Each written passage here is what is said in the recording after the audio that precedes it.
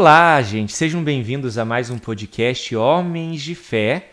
Eu sou o Padre Fernando Balves, padre da Copiosa Redenção, e eu confesso para vocês que é uma alegria muito grande que a gente esteja gravando esse episódio aqui, porque a gente está falando sobre homens de fé e nós tivemos alguns convidados e a gente fala sobre família, fala sobre comércio, fala sobre estudo, sobre todas as realidades em que o sagrado, a fé, a religião está na vida do homem. Mas uma coisa importante, e eu agradeço muito, vou apresentar o Padre Wellington aqui, é que eu também queria falar sobre vida de padre, né? Aliás, quebrar o vaso para muitas pessoas que às vezes acham que o padre é uma pessoa distante, que não existe, que não dorme, que não come, que não assiste futebol, que não tem uma vida pessoal, né? Então a gente vai falar um pouquinho sobre vida de padre, e aqui, para isso, eu fico muito agradecido por receber o convite. Temos o Padre Wellington. Seja bem-vindo, Padre. Obrigado. Eu manifesto, assim, em primeiro lugar, uma surpresa pelo convite e, ao mesmo tempo, a alegria de poder estar aqui e ter esta conversa com uma pessoa tão agradável como é o Padre Fernando. A gente faz amizade fácil, né?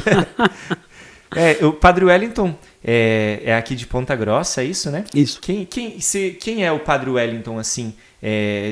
O Padre Wellington, quantos anos de padre, o que faz? Então, eu sou natural aqui de Ponta Grossa, minha família daqui. Eu sou padre há 18 anos e trabalho atualmente na paróquia Nossa Senhora de Guadalupe. 18 anos já, padre? 18 anos já. Quando eu cheguei na primeira de filosofia, eu olhava o senhor lá no corredor, lá na ponta. Olha aí. Sim, 18 anos já. Estamos ficando velhos. Eu estou ficando velho. Eu vou fazer 10 também já, graças a Deus. E trabalho na paróquia Nossa Senhora de Guadalupe e no Tribunal Eclesiástico da Diocese de Ponta Grossa. Nossa, que chique, né? E que bom também que temos esse Tribunal Eclesiástico agora. E desse tempo que o senhor está agora na Guadalupe, o senhor passou em outros lugares também? Sim, minha primeira paróquia foi a Paróquia Santana de Castro, depois na Perpétuo Socorro de Castro, não fui o primeiro pároco. Depois trabalhei 6 anos em Ventania, depois em Tibagi e agora em Ponta Grossa. Olha, o pessoal da produção aqui está me dizendo que chegou uma pergunta aqui pelas redes sociais que é para mim fazer para ti assim. O que é ser padre, Padre Wellington? O que é ser padre? É muita coisa, Mas eu assim, sinto quando fala para mim, pergunta para mim o que é ser padre, para mim a palavra que vem é alegria.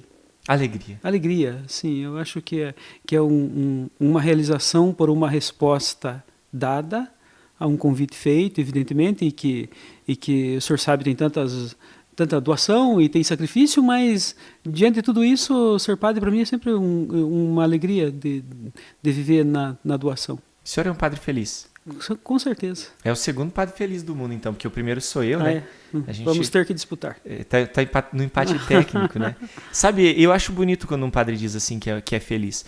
Uma coisa, bom, até porque as pessoas às vezes acham que a gente tá forçado a fazer alguma coisa e é a escolha mais profunda da liberdade, né? Sim, sem dúvida. Eu acho que assim, só uma pessoa profundamente livre pode se comprometer até o fim com uma obra tão grande que é levar o reino de Deus, né? Sim, sem dúvida. E mesmo com relação ao matrimônio, né, alguém pergunta, por que padre não pode casar? Viu? Escute, não é que o padre não pode casar, o padre não quer casar. Escolheu porque fez não uma casar. Escolha, né? Eu acho que as pessoas lá fora estão mais preocupadas do que nós com isso, né? Sim. Eu estou muito bem assim, estou tranquilo. Não precisam arrumar a esposa para mim, não. Eu estou ótimo, viu? Por que a igreja proíbe o padre casar? Não, a igreja não proíbe. A igreja escolhe aqueles que não querem casar e que querem dedicar-se ao... E isso é interessante, né? Porque o Agostinho que falava de ter um cor unânimos, né? De ter um coração tão indiviso que a gente pode dedicar inteiramente àquilo que nós somos chamados a fazer, né? Sem dúvida. Pensa bem, se a gente tivesse que transferir esposa, transferir filho, mudar de casa cada vez que vai ter uma mudança, e, aliás, com que intensidade a gente ia poder fazer o que faz se precisasse dedicar tempo à família, que não é uma coisa ruim, mas que justamente porque é uma coisa importante, exige tempo também, né? Claro, sem dúvida. Padre, eu vou lhe fazer umas perguntas, então. Aquele bate-bola, não sei se o senhor está preparado, se o senhor conhece esse, é rapidinho assim, eu pergunto e o senhor me responde. Tá bom. 1 ou 2 palavras e Não precisa filosofar muito, padre, porque às vezes o pessoal filosofa muito aí, e aí fica meio longe da coisa assim. Então vamos começar assim. Seminário. Aprendizado? O seu seminário foi com quem? Quem foi seu reitor? Agora quebrei o jogo já, né? Fiquei curioso para saber. Eu tive vários, assim, né? Mas alguns marcantes e que estão aqui trabalhando aí na diocese. O Padre Jaime, reitor de teologia, Padre Claudemir, que o pessoal conhece bastante, Padre Silvio Mocelin, que está na missão lá na Amazônia. Então, o Padre Claudemir também foi seu reitor? Foi meu reitor na filosofia. O Padre Jaime é o de moral, né? Professor de moral. Um paizão. Paizão. Nossa, sim, ele que me ensinou uma coisa importante que eu falo disso para os seminaristas até hoje, sobre a opção fundamental. Sim. Foi, na teologia, uma das aulas mais lindas que eu já ouvi na minha vida, sobre plantar uma bandeira definitiva na escolha. Nunca tinha ouvido essa frase, eu quero comprar um caminhão, só para escrever um para-choque isso aí. Sim. E vou assinar Padre Jaime. Então vamos voltar pro jogo, porque daqui a pouco o Alex que está ali atrás vai precisar editar. Então, seminário. Aprendizado. Família. Família. Dedicação. Dedicação. Dedicação é bom. Sacerdócio. Alegria. Alegria. Paróquia. Doação. Uma palavra boa para bate-bola com padres. Pastorais. Desafios. Achei que você ia falar necessárias. Desafios. São mesmo. Eu tinha pensado de outra forma, mas essa aí completou bem a resposta. Hobby. Futebol. Verdade. Nisso a gente se entende bem, né? Sem dúvida. Para que time o senhor torce? Operário e Palmeiras. Nessa ordem? É difícil, viu, de dizer qual ordem. É os dois.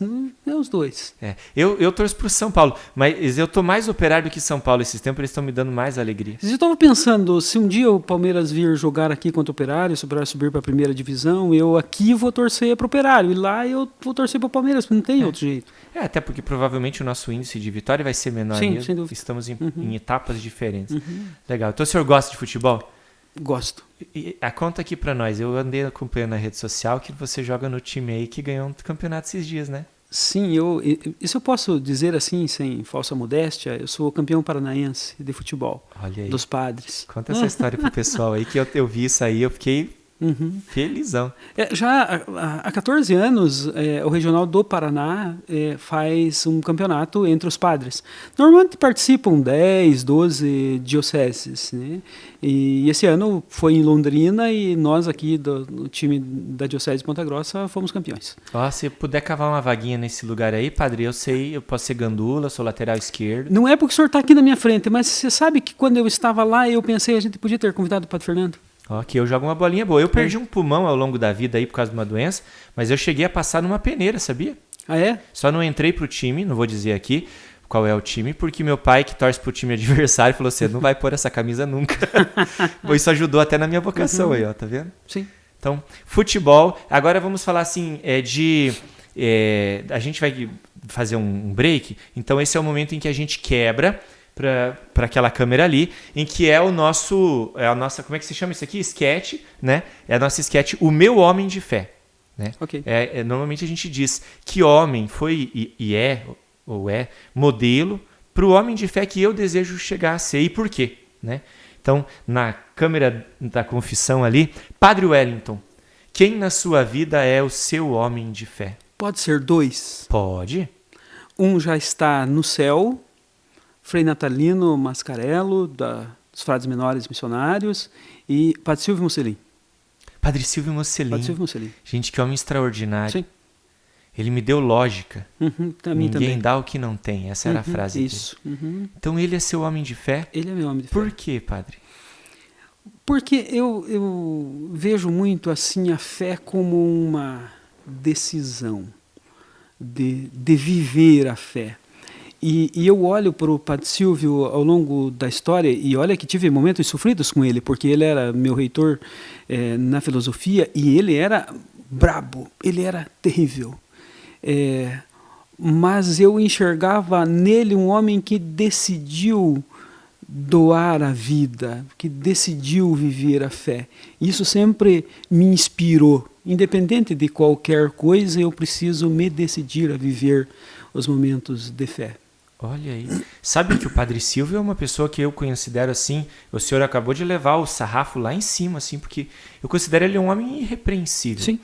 Eu vim para a diocese em 2003, aqui para Copiosa, e ele foi um dos primeiros que eu conheci, e sempre que eu o vi, e depois nas reuniões do clero, e nas aulas, e em todos os lugares, eu sempre olhei ele como uma meta a ser alcançada. Sim. Nossa, sem dúvida. Que lindo. Fiquei emocionado agora dele ser o seu homem de fé. Ele é meu homem de fé. Os outros convidados apresentaram o pai, avô, e claro, numa conversa de padre, ser um padre, claro. Sim, sem dúvida. Muito bem. E tem o Frei Natalino, que não sei se posso falar dele. Sim, né? Por favor. O Frei Natalino foi... porque eu sou de uma família evangélica.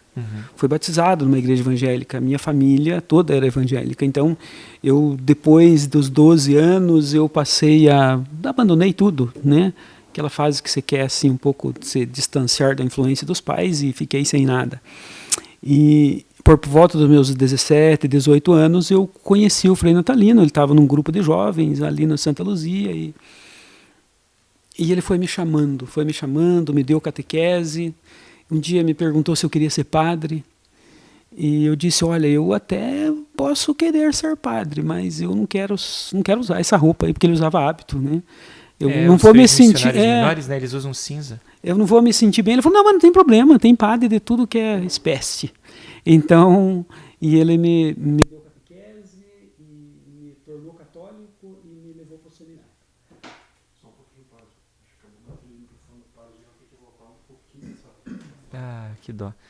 Nossa, eu admiro demais os Tupamaro, viu? Aliás, sim, porque eles sempre foram muito presentes na nossa vida, né? E eu fui dirigido sempre por um deles, eu também. no meu caminho de formação.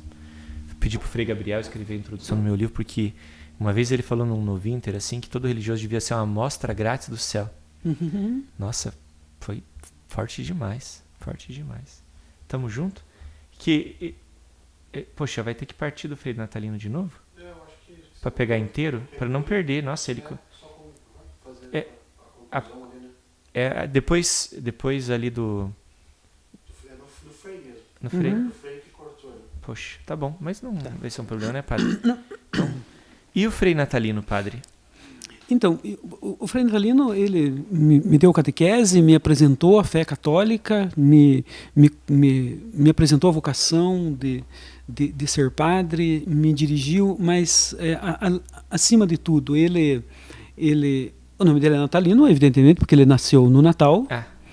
Ele morreu aos 33 anos, numa sexta-feira santa. 33 anos? Isso. Então, assim, Nossa, ele encarnou nele mesmo o mistério de Cristo. E ele é uma pessoa, assim, hoje eu penso nele, perto da morte dele, com 33 anos, com câncer, eu fico pensando assim, puxa, quando eu tinha 33 anos, comparado com o Frei Natalino, eu era um bobo.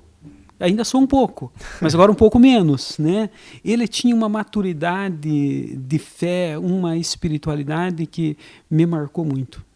Ainda hoje eu visito ele no cemitério. Isso. Que benção. Bom, nós vamos girar então o nosso break, e a gente agora vai passar para um outro assunto. A gente falou muito sobre o padre, mas a gente quer falar sobre o Wellington, que não se separa, ontologicamente não se separa, mas falar sobre vida de padre, então a gente vai voltar rapidinho, é só o tempo de girar a vinheta.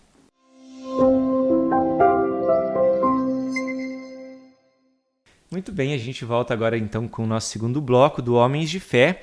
E se no primeiro momento a gente falou do padre, de como é ser padre, dos padres que também marcaram a sua fé, agora a gente vai falar um pouquinho sobre a vida do homem de fé, que é o Padre Wellington. A gente, como padre, nós temos gostos, nós temos vontades, nós temos hobbies.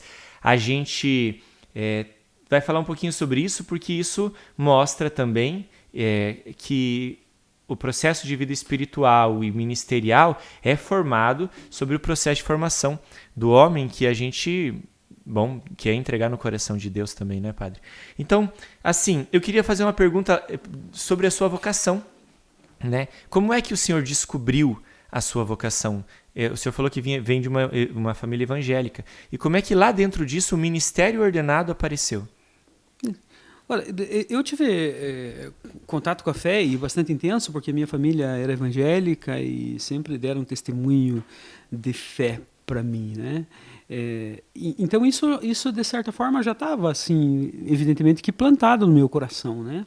Mas ali no final da minha adolescência, né, início da juventude, com 18 anos, como disse, eu conheci o Frei Natalino, que me apresentou a fé e assim, recente, conhecendo a fé católica, que até então para mim era estranha, ele me apresenta o sacerdócio como uma escolha de vida e também como uma resposta.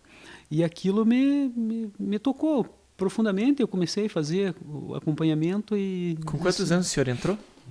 Eu entrei no seminário com 20 anos. 20 anos? 20 anos. Entrei com 15, padre. E olha, eu não sei o que o promotor vocacional tinha na cabeça, é um absurdo. Eu pedi para entrar com 13, né? Eu fui palotino 4 anos. Uhum. E se acredita que o promotor vocacional achava que um menino de 13 anos não tinha maturidade para decidir o que queria para o futuro? Mas não que absurdo, né? Não é possível. Então ele fez esperar 2 anos, sabiamente. Uhum. Mas graças a Deus era aquilo, né? Sim. E o senhor entrou com 20, então. Com 20. Chegou a ter a experiência de namoro antes, padre? Sim. Não muito, porque eu sempre fui muito tímido. Uhum. Sempre fui muito tímido. E isso dificultava as coisas, né? Ainda mais se você gostasse de outra pessoa que era tímida. Ah, é? Então era difícil o encontro. Mas tive a experiência de namoro, não de namoro sério, de namoro de adolescente. Assim. Uhum. E agora eu vou perguntar sobre o seminário. Assim. Bom, a gente vive fases diferentes, certamente, né? Mas como que no seminário foi para o senhor assim, o caminho de descobrir a fé, de ir aprendendo? Claro, a gente vai aprendendo também pela filosofia, pela teologia, pela formação, mas mais do que isso a gente vai aprendendo aquilo que a história vai escrevendo da nossa fé, né? Como é que foi o seminário para o senhor? Foi uma experiência de desafios? Foi de alegria? Essas duas coisas, né? Sempre um desafio por causa do comprometimento com estudo, com vida comunitária, que é bonita, mas que é difícil. É desafiador, né? Encontrar com gente. Mas sempre, para mim, sempre foi muito bom assim o período de seminário. Eu não tive assim grandes dificuldades, além da dificuldade assim do dia a dia. Então foi assim uma fase muito boa, né? Chegando no final bastante cansado, né? Porque o estudo exige bastante, né? Que ano foi? Mas de modo geral, eu terminei o meu estudo em 94. Meu tempo de seminário terminei em 94, não, entrei em 94. Terminei em 2004. Depois fiz um ano de pastoral antes de ser ordenado padre. Mas foi assim muito bom, um tempo de cultivar amizades que alguns ficaram padres e que duram até hoje, e também outros amigos que não ficaram padres e que se fazem presente até hoje na vida da gente, né? Tinha um padre na minha formação que dizia assim, que se a gente não virar padre, a gente pelo menos vira gente no seminário. Não é tempo perdido, ele dizia. De jeito nenhum, né? De jeito nenhum. Inclusive, eu sempre brinco, né, que tem alguns amigos que saíram do seminário e que, quem sabe, dariam padres muito melhores do que eu. Bom, eu concordo com isso na minha vida, certamente. Eu Sim. não era o melhor. Eu era o que sobrou para Deus fazer uma obra com docilidade, eu acho. Mas nunca me considerei um eleito pelas minhas forças, não, viu? Sem dúvida. Que a gente se depara com cada limitação que a gente tem e se depara com Deus usando isso para fazer coisas grandes, né? Claro, a gente caminha na fraqueza. Bom, padre, e depois veio a ordenação. Onde foi sua ordenação? Eu fui ordenado padre na Paróquia São Sebastião, aqui de Ponta Grossa, e eu fui o primeiro padre ordenado pelo Dom Sérgio. Então, assim, foi... O primeiro? Foi o primeiro. Ele sempre lembra disso, né?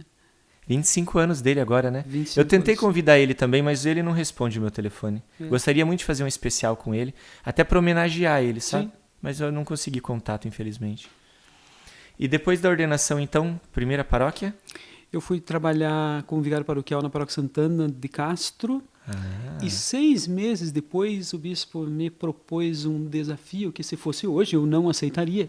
Mas a gente é recém-ordenado e animado. A ousadia. Né? Enfim, para ser o primeiro pároco da paróquia Nossa Senhora do Perpétuo Socorro, lá em Castro. Né?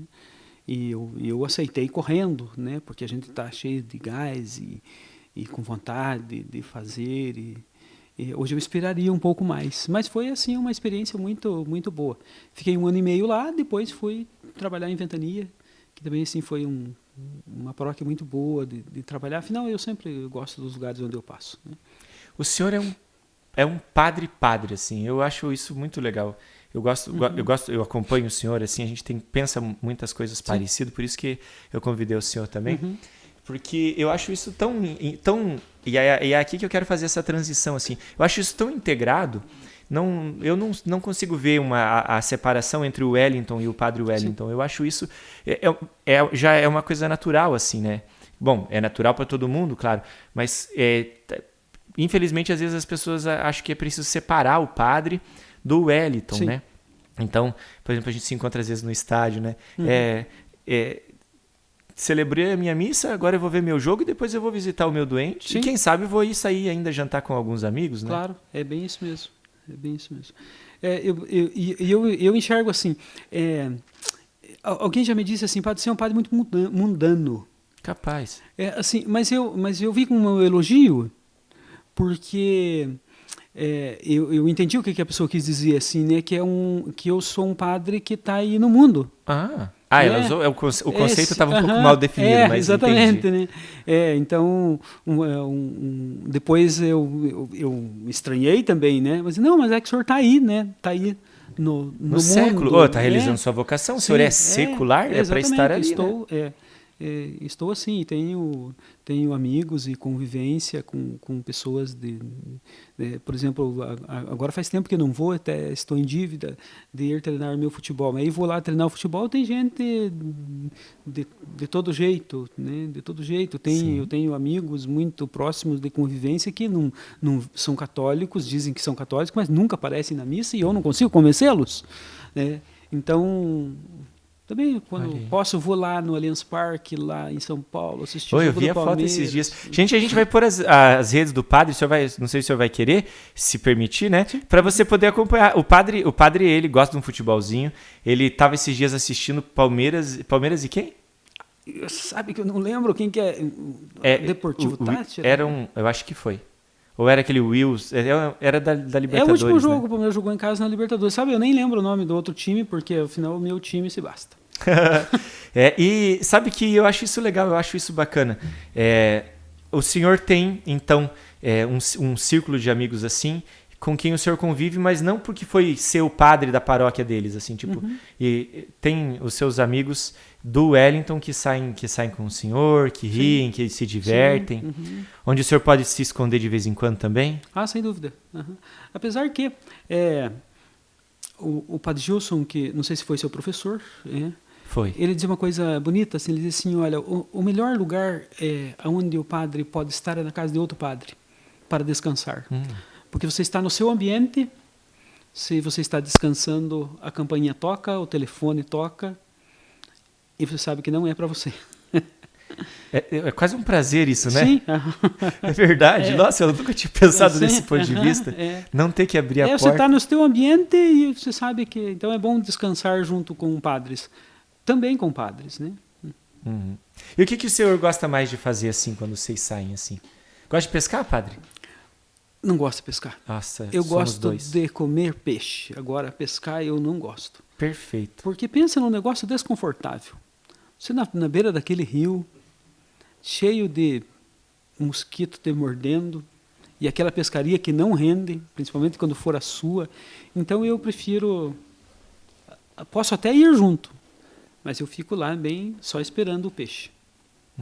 Bom, eu sou assim também. Se me chamar para fazer o peixe ou para comer, eu estou de parceria. Sim. Mas agora, eu não troco um livro por uma varinha de jeito nenhum. É mais confortável mesmo, acho essa ideia. Padre, tá voando rápido esse bloco aqui, Alex. Será que o tempo está no tempo certo ou é o meu relógio aqui? Eu queria perguntar para o senhor assim sobre a vida de oração A vida de oração de um padre, né? Como é a vida de oração de um padre? Que, bom, veja, eu vivo em comunidade, o meu sino toca 5 minutos antes das laudes, da hora média, das vésperas. A gente vai, mesmo que dá uma preguicinha às vezes, você vai, até porque eu sou responsável aí da comunidade Fica Feio, eu tenho que dar testemunho para os meninos, né? Então a comunidade impulsiona muito a vida de oração na vida religiosa, mas claro, isso ajuda a cultivar daí a vida pessoal. Mas na vida do padre diocesano, há uma necessidade de uma disciplina muito maior nesse sentido, né? Como é cultivar a vida de espiritualidade e de oração? Com a maturidade que a própria idade traz, a gente aprende algumas coisas, né? E isso, a maturidade tem me ensinado, apesar que eu trago sempre isso comigo, que certas coisas é preciso decidir-se, né? Decidir-se. Então, eu me decidi a ter uma vida de oração. Então, assim, como para o padre diocesano, é claro, se você se organizar bem, você consegue, é um pouco mais difícil, porque você atende o dia todo, né? Você não pode dizer, agora eu vou rezar e não vou atender ninguém, por exemplo, né? Eventualmente até pode fazer, né? Mas eu, particularmente, não fico tranquilo de, no meio do dia, dizer para a secretária, olha, agora eu vou lá ficar 1 hora rezando e se chegar alguém eu não vou atender, né? Eventualmente é possível e até se deve fazer, mas não no comum da vida. Então, a minha vida de oração, e eu tenho uma convicção de que eu preciso rezar antes de qualquer coisa.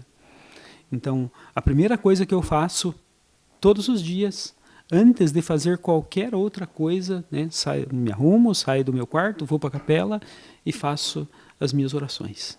E depois posso seguir o dia. Isso é como uma decisão, porque a gente pode até romantizar isso e achar assim, puxa, que bonito, mas é sacrifício.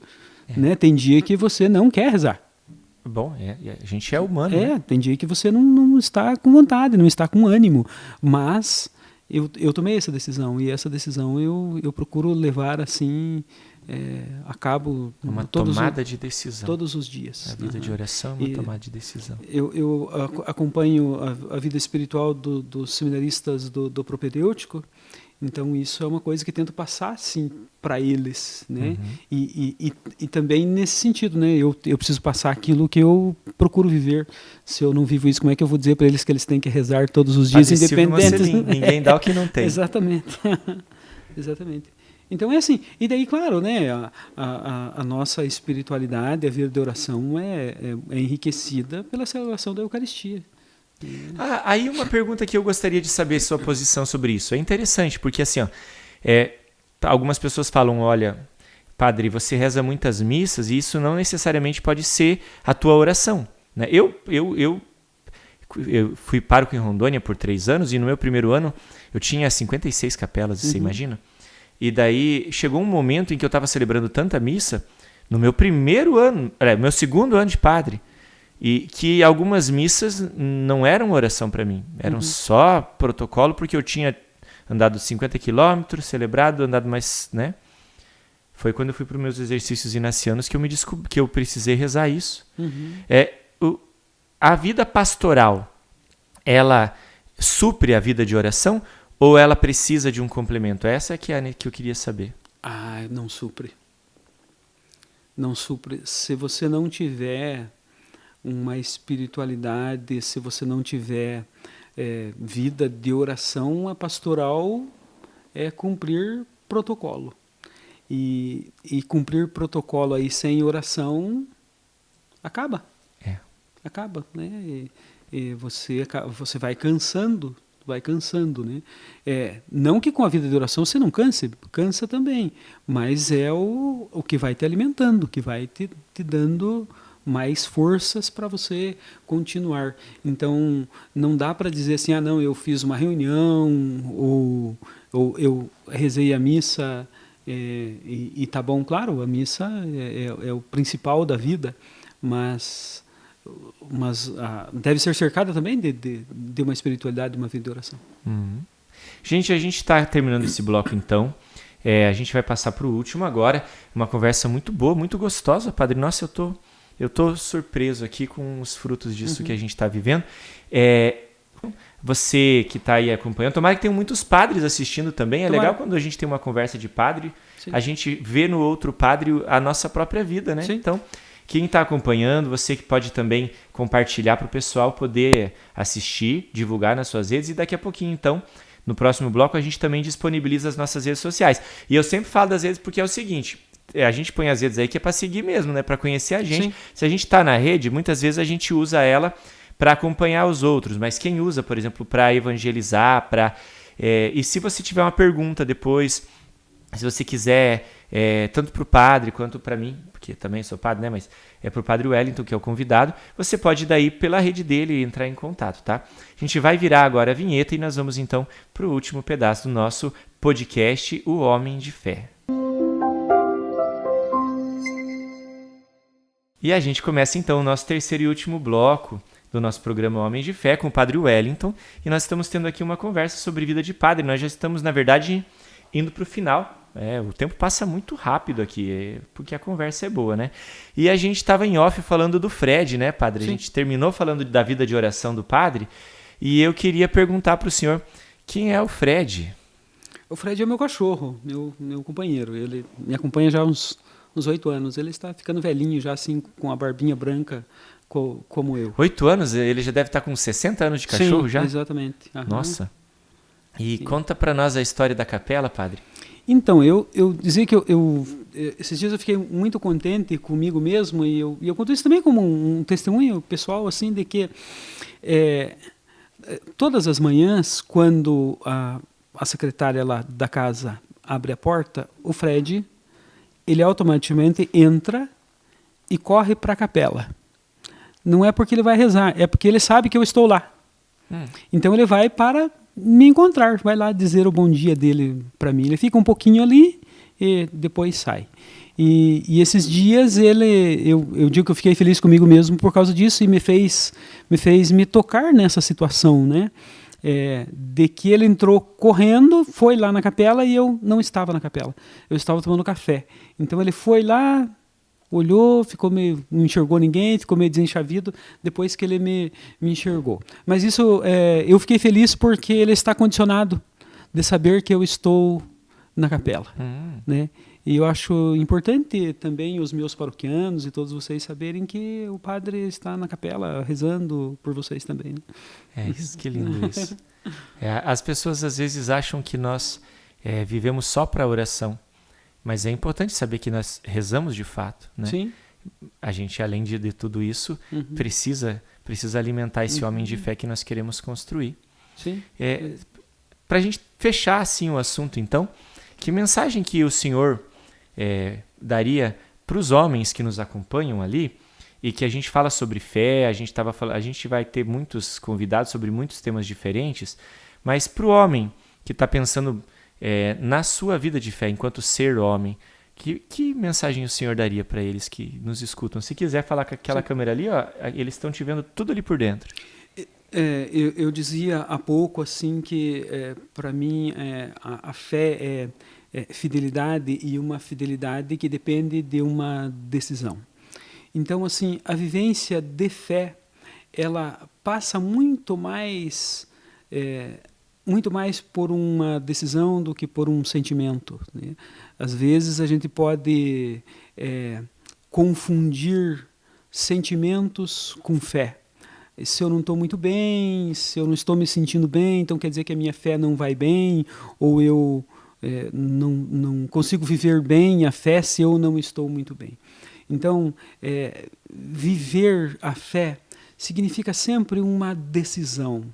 Decidir-se por seguir Jesus bem de perto, mesmo nas dificuldades e principalmente nos momentos mais difíceis. Posso traduzir isso para dizer assim: olha, eu não estou com vontade de ir à missa porque eu não estou bem, eu não estou com vontade de rezar porque eu não estou bem, porque me aconteceu isso ou porque me aconteceu aquilo. É preciso tomar uma decisão, fazer uma opção fundamental de vida, que é a vivência da fé. Então, em todos os momentos, é preciso decidir-se viver a fé, mesmo que às vezes por dentro não esteja muito concorde. Nossa. Que bom. A mensagem é muito linda. Padre, nós vamos terminar. Esse aqui é o momentinho em que a produção chama assim de a oração. O convidado faz a oração que nasce no coração. Normalmente eu termino fazendo a bênção, mas isso aqui perdeu todo o sentido na nossa conversa, ter o padre aqui, né? Eu gostaria de convidar o senhor a rezar um pouco conosco, do jeito que o senhor se sentia à vontade de fazer, e terminar abençoando o pessoal. Nesse momento, então, a gente coloca o GC também, a gente vai disponibilizar as redes sociais para que quem estiver agora acompanhando possa também nos seguir, nos acompanhar e ver um pouquinho de quem é o Padre Wellington também, conhecer o projeto Homens de Fé, conhecer o Padre Fernando, prazer, né? Seja sempre bem-vindo, viu? Padre, contigo toda a palavra e o espaço necessário. Hoje nós estamos vivendo véspera de Pentecostes, dia 4 de junho, então queremos clamar ao Espírito Santo. Espírito Santo, vinde em nosso socorro, vinde em auxílio da Igreja e de cada um de nós.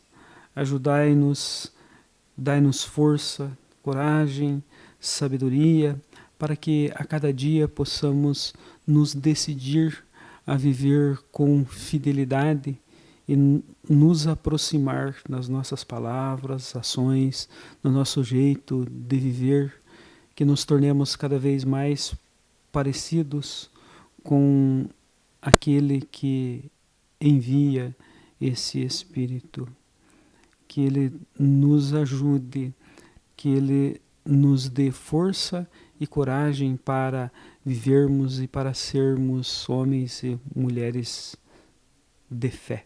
Que assim seja. Amém. Amém. Dai-nos a bênção. O Senhor esteja convosco. Ele está no meio de nós. Abençoe-vos o Deus Todo-Poderoso, Pai, Filho e Espírito Santo. Amém. Amém. Padre, eu renovo minha gratidão pelo Senhor ter vindo. Renovo também assim o carinho que eu tenho pelo Senhor. A gente vem se aproximando aos pouquinhos. Sim. O padre vem atender a confissão dos seminaristas aqui também com tanta dedicação e tem feito um bem imenso, viu, padre? Por isso mesmo eu convidei o senhor, porque a gente precisa ter por perto as pessoas que nos fazem bem. Eu agradeço também, como formador aqui também, por isso. E espero que o senhor saiba que pode contar sempre com a gente também aí, né? Obrigado pela atenção, Deus abençoe vocês e a gente se encontra na semana que vem em mais um podcast, O Homem de Fé.